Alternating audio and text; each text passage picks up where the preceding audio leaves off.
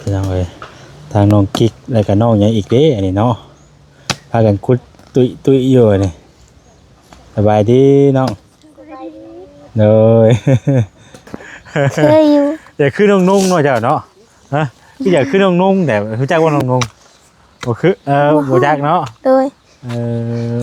อยากสมัยขึ้นน้องนุ่งไปตักน้ำไก่อยู่ได้เนาะ โดย ตัวนี้หักตัวนี้ก็สิ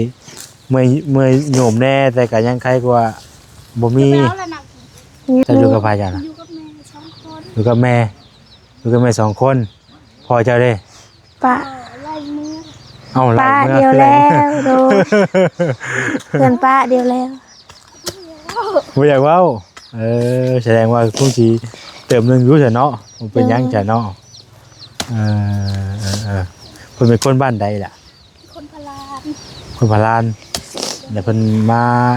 อยู่พี่เนาะเพิ่นป้ากันในปีแล้วบ่ ป้ากันแบบคือว่าปีปลายแล้ว ปีปลายจะคนจะมีไอ้น้องจะคน เขามีเงิน2 คน เจ้าผู้ลูกหลาบ่ โดย เมื่ ว่าเคยขุดซอยไหม แม่จะมีลูก3คนน้องน้อยนี่เป็นหมู่เจ้าบ่ โด เป็น ย หมู่น้องกิ๊กเนาะ โดย อายุ14 ปี โดย อยู่กับแม่บ่ล่ะอยู่กับแม่2 คนเฮือนชาติจะเป็นจังได๋ มันจะคือห้องเขากิ๊กนี่แหละ แบบนี้บ่ โดย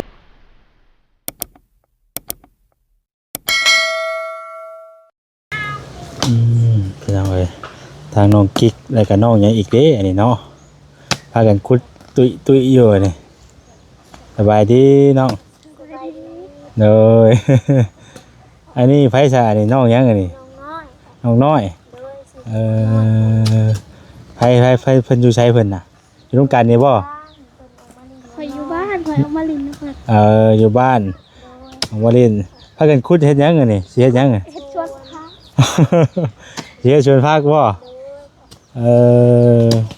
เพิ่นสิพากันเฮ็ดสวนผักพี่น้องเอ้ยเนาะถือว่าได้หม่องเหมาะพอดีเด้นี่เนาะ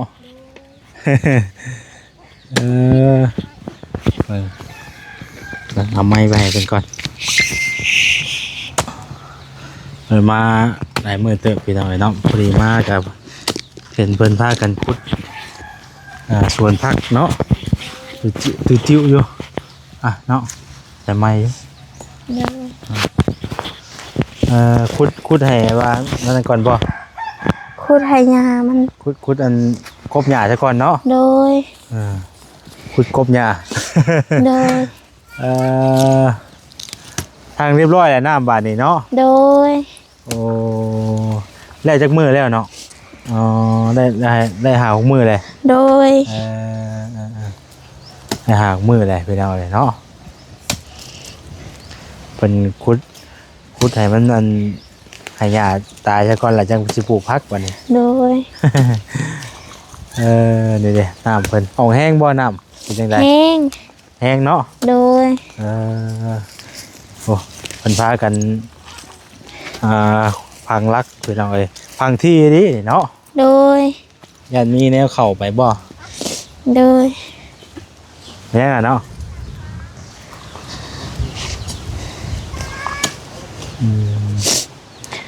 ต้นหยังเนาะเป็นยาบ่ ตัวใด เป็น ตัวนี้บ่ พัก พักบ่ โดยเพื่อนปง มันเป็นพักส่วนพักเก้าบ่นี่น่ะ โดย ถึงพอแล้วจ้ะ เฮ้ยน่ะนี่ก็แม่นได้นี่ โดย เพิ่นเอิ้นพักหยังเกาะพักหอม พังหอมเป ทางน้องน้อยไปหน่อยเนาะกล้ามแห้งอีหลีเอ็น โดย ไปออกกำลังกายยังงันวันหนาวเนาะ โดย ยังวันหนาววันยามนี่อากาศมันหนาวไปเลยเอาไว้ปลูกต่ออีกบ่ โดย เอาไว้ปลูกต่ออีกไปหน่อยกำลังพากันมาแต่ตลาดไปหน่อยเนาะพาน้องๆก็เพิ่งไปตลาดก็เลยไปมาหาน้องกิ๊กก่อนเห็นว่าเพิ่นทางน้ำทางอย่างเรียบร้อยไปเลย ออกแห้งบ่เนาะแห้งบ่น้ำนี่ โดย นี่เด้สะดวกสบายแล้วบัดนี้เนาะ โดย สุกน้ำในก็มีครบไปเลยขาดได้บ่มีขาดบ่ บ่ มีอยู่แต่น้องบ่ได้เอามาแกะ ฮะ มีอยู่ มีอยู่ โดยแต่น้องบ่ได้ไปเอามา ก็เอาขาดเกาะเนาะ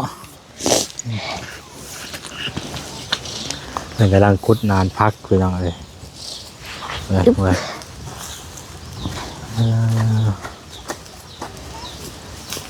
เนี่ยมันชุมได้อยู่นี่เนาะ โดย มันเป็นโฮมไม้ โดย คุดได้ก็เฮ็ดเป็นคู่เป็นคู่ โดย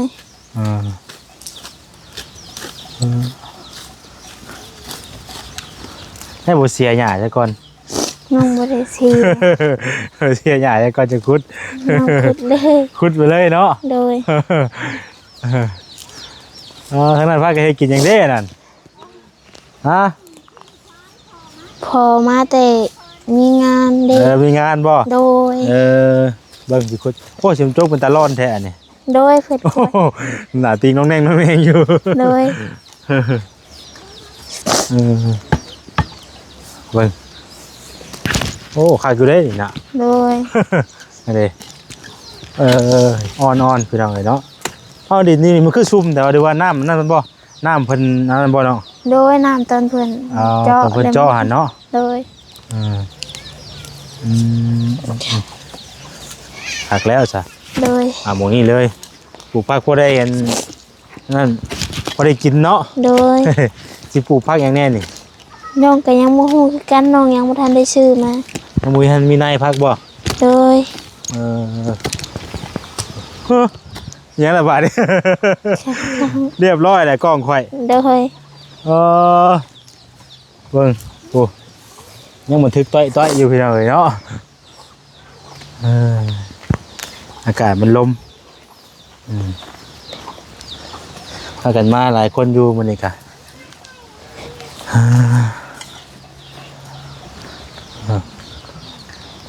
ทางน้องอย่างก่อนเพิ่นเอิ้นเมื่อกี้น้องน้อยเนาะ โดย น้องน้อยเป็นหมู่กันบ่ล่ะ โดย หมู่กันเพิ่นมาขุดหาพักซอย โด น้อย งกิ๊กพี่น้องเอ้ยบรรยากาศดีขนาดได้อยู่ทงไห้ทงนาเนาะ โดย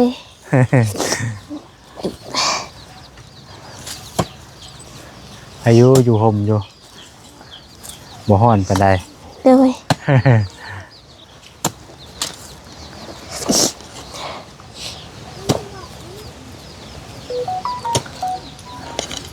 บ่ได้พากันไปทางใดมื้อนี้เนาะ โดยน้องหากระยาโฮดเมื่อกี้นี่ ฮะ น้องหากระยาโฮด ฮดพักบ่ โดย พากันฮดพักบ่ โดยโฮดมะพริก เขาบอกพริกอันพากันฮดมื้อนั้นบ่ โดย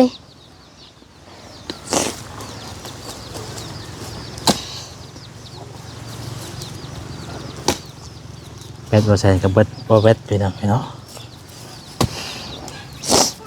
อึ๊บ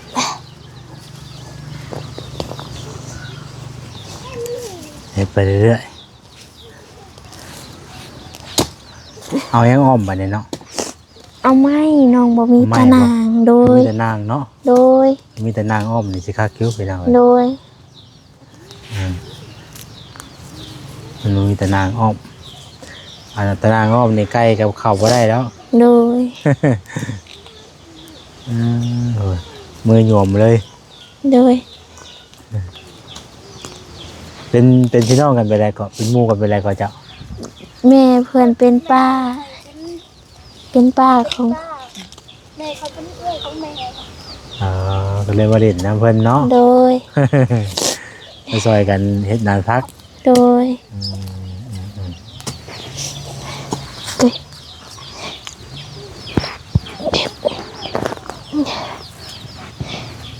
มาสิขุดซอย จะคุดไปสิกน เราพากันเฮ็ดสวนพักสวนหญ้าพี่น้องเอ้ยนี่แหละเนาะแต่ละมื้อแต่ละวันกับทางน้องเพิ่นก็พากันเฮ็ด ฮ็ดเวียกนั่นนี่แหละพี่น้องเอ้ยช่วงยามแล้งเนาะก็พากันปลูกผักปลูกยางไว้กิน โดย ส่วนดำหน้ากับดำหน้าเนาะ โดย ส่วนดำหน้ากับดำหน้านำเร่งอะปลูกผักปลูกหญ้าไว้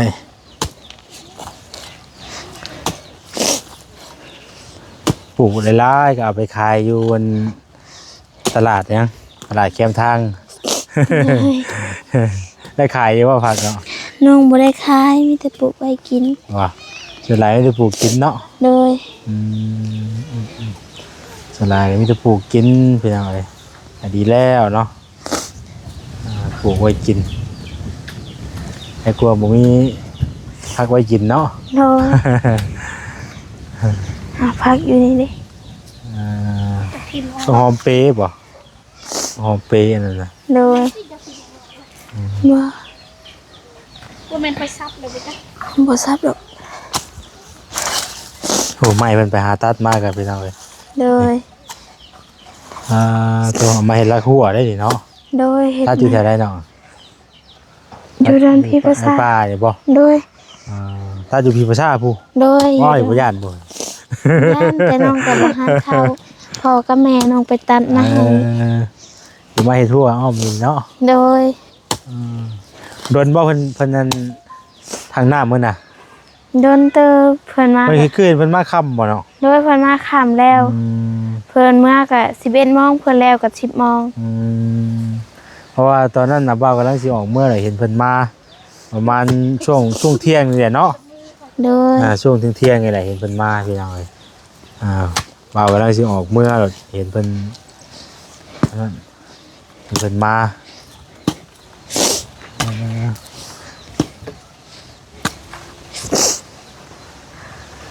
ไปเรื่อย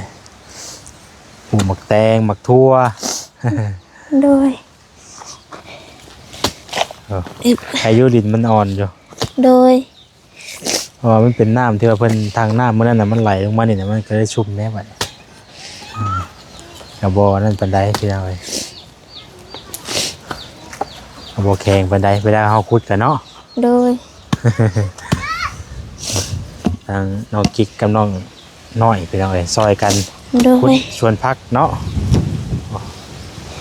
โอ้มือยวมรถอันนี้กะ โดย โคหญ้าเนาะ โดย มือเยียวโคหญ้าเลยเอามีขาดน้อยๆมาเกาะเอา โดย ขาดน้อยๆเกาะซับไม่กพัง ทราบรถเวลามันปงไหม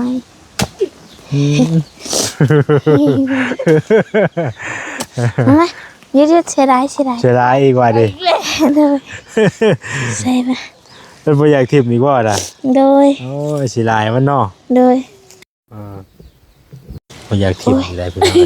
จะเอาเสียมตีบ่หุ่นนี่นะ ทางน้องกิ๊กเพิ่นบ่อยากทิมเพียงไดเนาะ โดย สิลายเอาไปปลูกต่อก็ได้บ่นี่นะ ได้ ผักหอมเปย์ไปทางไหน โด เนาะ ย มันเป็นน้ำได้ผักอะ นี่ตัวนี้ ดอกหลอกเนาะ โดยน้องอาเซียมขุด เพราะมันเป็นสวนผักเก่าเนาะ โดย โอ้ยเอาไว้ปลูกต่อเพิ่นก็ได้ โดย เสียหลายมัน โดย โอ้ยเนาะเอาไว้ปลูกต่อไว้บ่งต่ออีกนะเนาะ โดย ไม่ได้ตัวนี้เนาะนี่ก็ไว้ได้นี่ โดย ผักไว้ปลูกต่ออีกได้ เด้อ มาตีเสียมนี่ เป็น โอ้ยเพิ่นสิหลายหาจิ้มเอาไปหน่อย โดย แต่ก่อนปลูกอย่างแน่ฉันอยู่ในนี้นะมีแต่ผักนี่บ่ โดยพัง เฮ็ดแล้วก็มักทั่ว มะ อ๋ เพชร อหมักเผ็ดหมักทั่ว โดย ดิ อันนี้ก็มาสานต่ออีกเนาะ โดย ถ้าสานต่อนั้นชวนพักเก้าอีก โดย เก่งพี่น้องเนาะพากันเฮ็ดที่ได้ปลูกไว้กินปั่นคณะคุณสิเก่งเนาะน้องน้อยเนาะเคยปั่นอยู่บ่คณะ เคยอยู่ อยากขึ้นน้องนุ่งเนาะเจ้าเนาะฮะคืออยากขึ้นน้องนุ่งแต่รู้จักว่าน้องนุ่งบ่คือบ่จักเนาะ โดย ไอ้สมัยคือน้องนุ่งไปหน่อยเนาะน้องนุ่งกับแบบนี้แหละตะกี้เนาะอยู่บ้านไอเวียงเพิ่นน่ะว่าใช้เส้นหน้าเพิ่นขึ้นนี่แล้วขึ้นคุ้นแบบคือไผเนาะว่ะว่าน้องนุ่งเพิ่นใหญ่แล้วเดี๋ยวนี้ มันเป็นงานอยู่เวียงแหละพี่น้อยเอาให้น้องๆคุดตัวพี่น้อยคุดกบหญ้าไว้แล้วก็จังเฮ็ดเป็นร้านบัดนี้เนาะโดยออกมาโพนี่เลยนะครับเบิ่งหาสูบเบิ่งน้ำนี่ก่อนเดี๋ยวน้องสูบเบิ่งก็ได้จะสูบเบิ่งก็ได้เลยสูบเบิ่งอยู่โอ้แห้งดีเนาะโดยตัวโอ้คักจะว่าแห้งกลัวของน้องอันนั้นอีกจักกันสำคัญบ่แห้งสำคัญเนาะโดยได้ยินเพื่อนเล่าว่าของน้องแห้งกว่าบ่มันชุนลายมันมีโพนได้นี่อันโพนน่ะน้ำมันอยากแห้งน้ำก็ใส่งามได้พี่น้องโดยน้ำก็ใส่งามพอตัวนี่คักดีนี่เด้ตัวนี้ก็มีผักอีกผักของน้องนั่นแหละอันนั้นก็ตัวนี้ก็แม่นเนาะโดยทำไรสิปลูกเนาะไอ้บาดนี่โดยทำไรสิปลูกบาดนี่มีน้ำหดแต่ใครกลัวเข้าไปตักน้ำไก่อยู่ได้เนาะโดยตัวนี้หักตัวนี้ก็สิเมื่อยโยมแน่แต่ก็ยังใครกลัวบ่มียังพอไปตักเลยเห็ดคูแตกได้ก็ใช่เนาะอยู่สางพูดแล้วน้ำกินบอกกันว่าโดยมันแม่ตู้น้องอีไปตักเช้านี่จักบอกโดยไปแล้วกินน้ำสางกันบ่ทางนี้กันโดยกินน้ำสางกินน้ำสางเนาะโดยใช่ตัวนี้วะ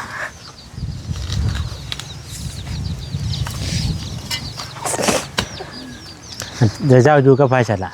เจ้าอยู่กับใครฉันล่ะอยู่กับแม่สองคนพอเจ้าได้ป้าป้าเดียวแล้วโดนเพื่อนป้าเดียวแล้วไม่อยากว่าแสดงว่าคงสีเติมหนึ่งรู้จักเนาะมันเป็นยังจักเนาะคนเป็นคนบ้านใดล่ะคนพลานเดี๋ยวเพิ่นมาอยู่พี่เนาะมันป้ากันในปีแล้วป่ะป้ากันแบบคือว่าปีปลายแล้วปีปลายจะคนจะมีไอ้น้องจะคนเขามีใน2 คนจะพูดลูกหลาป่ะ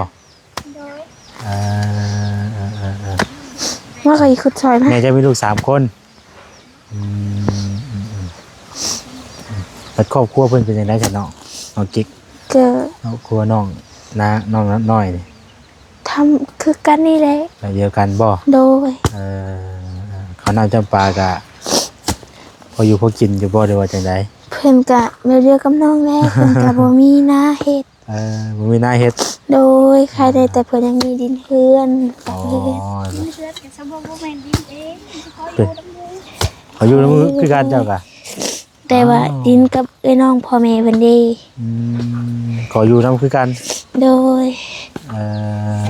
คือขออยู่น้ำพี่น้ำน้องนะว่าแหละกันเนาะโดยโมเมนต์ดินเขาเองเพื่อนได้ใช่เพื่อนได้บ้างผู้ใดมาเมื่อหน้าเมื่อไหร่คันว่าในกระเจียงสีนั่นพี่น้องไอ้น้องจังสีตามไทยน้องเพิ่นมาอีกเลยวันนี้ก็สิพาเอากลับแน่นะพี่น้องไอ้เนาะโดยพาเอากลับพอดีมีเวียกไปทางไหนมากันหลายคนอยู่มื้อนี้ช่วงนี้ก็บ่ค่อยเห็นมีไผเข้ามาได้แล้วได้อันบ่เนาะยังบ่บ่ดีเพิ่นก็บ่ได้มาหลายมื้อเลยเนาะโดยเพิ่นเมื่อวานนี่บ่เพิ่นมาหรือเพิ่นบ่ได้มาเมื่อวานเท่าไรจะทางน้ำนี่เพิ่ พิ่นเอา4 ล้าน 4 ล้านบ่ โดย โอ้4 ล้านเนาะ โดย ถือว่าทางเจ้าง่ายอยู่น้ำแต่นี่กันเนาะ โดย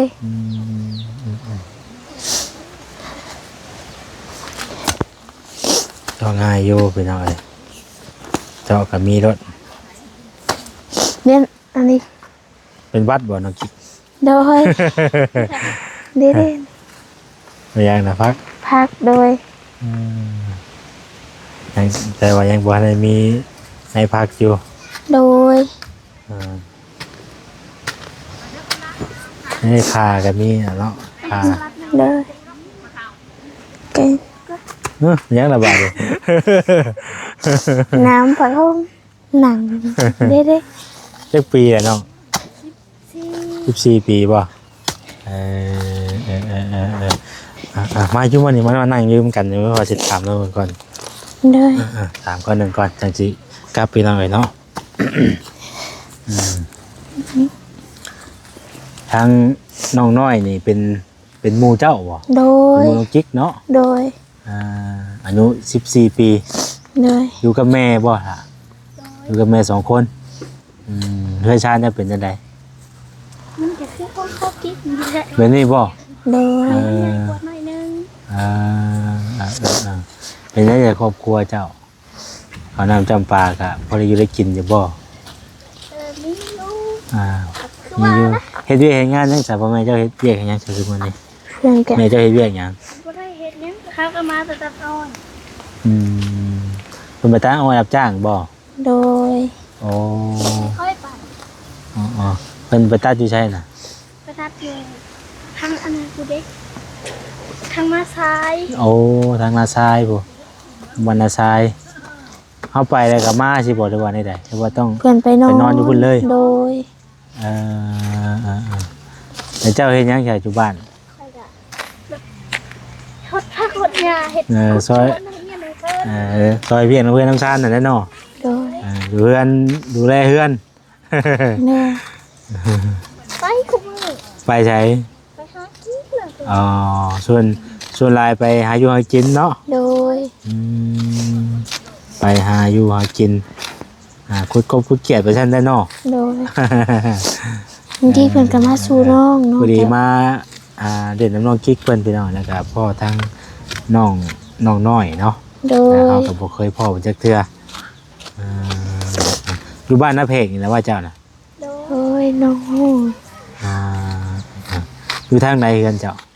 ทางกลาง หึ ทางกลางพี่เด อยู่ ทางกลาง อยู่กลางบ้านบ่ โดย เออ เข้าไปกับที่รถใหญ่ค่ะไปเลยบางทีน้องก็เข้าไปหาเพิ่นอยู่ โดย ที่น้องก็มาซื้อผีก็เป็นงวน้องก็ไปหาเพิ่น จะมาได้จ้ะนี่ เพิ่นย่างมา ย่างมา โดย ไกลบ่ ไกลเติบ